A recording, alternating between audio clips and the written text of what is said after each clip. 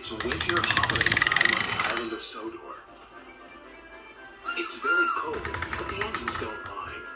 They love this time of year when the stations look jolly in their decorations.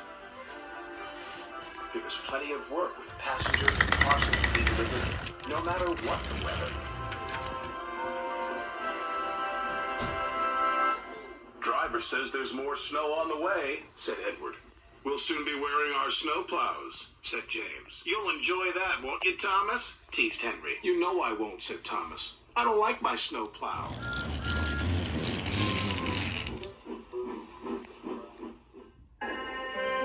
Sure enough, that night the wind blew and the snow fell heavily. The next morning, Sir Topham Hatt arrived. He told the engines they were to have snow plows fitted.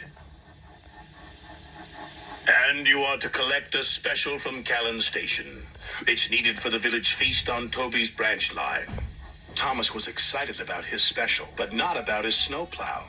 Please, sir, my plow is awkward and uncomfortable. Do I have to wear it? Everyone has to wear a snow plow, said Sir Topham Hatt.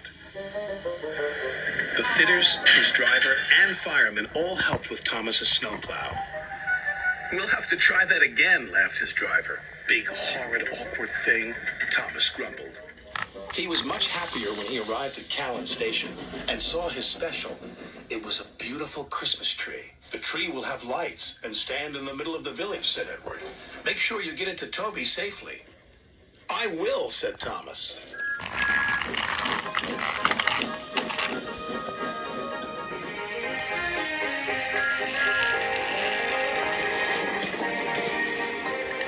Thomas arrived at Maithwaite, and Toby was very happy to see him. The villagers will be delighted with this tree, Toby said. I'm glad you have your snowplow. I can't clear the snowdrifts by myself.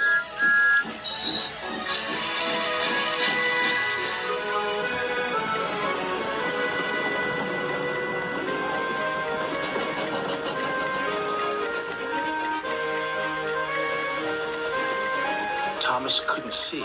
There was a huge rock buried under the snow. Suddenly, the snowplow hit the rock. Bouncing buffers, exclaimed Thomas. My plow is broken. His driver tried to stop, but the broken plow hit the water tower. Cinders and ashes, exclaimed Thomas. We can't go any further, said Thomas's driver, and there's no one to help us.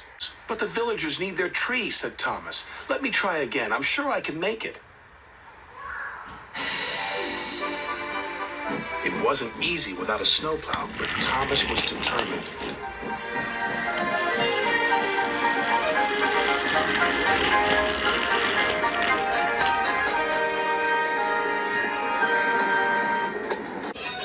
He pushed, and he pushed, and he pushed.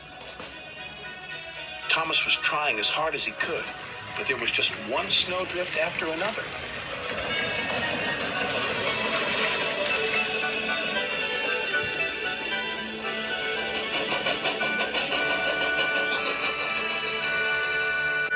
Finally, Thomas and Toby were pulling into the village station.